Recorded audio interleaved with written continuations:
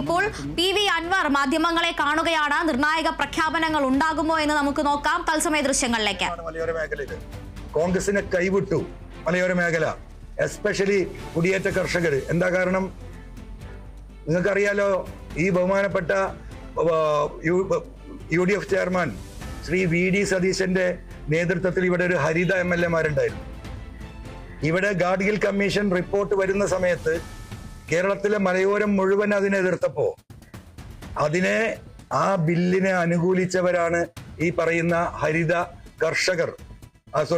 MLA-മാർ.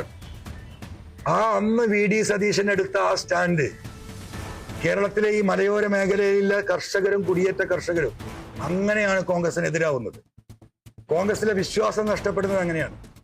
ആ വിശ്വാസ്യത വീണ്ടെടുക്കാനുള്ള ഒരു സഹായകമായ നിലപാടാക്കി ഒരു കുടിയേറ്റ കർഷകനെ സ്ഥാനാർത്ഥിയാക്കിയാൽ അത് ഗുണകരമാകും എന്ന അർത്ഥത്തിലാണ് ഞാൻ ഈ പറയപ്പെട്ട DCC പ്രസിഡന്റിനെ സ്ഥാനാർത്ഥിയാക്കണമെന്ന് പറഞ്ഞു.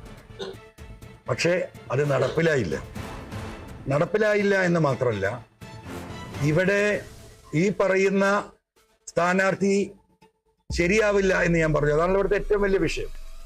അത് എന്തുകൊണ്ടാണ് ശരിയാവില്ല എന്ന് പറഞ്ഞത് വിസ്തരിക്കപ്പെടേണ്ട സമയമാണിത്.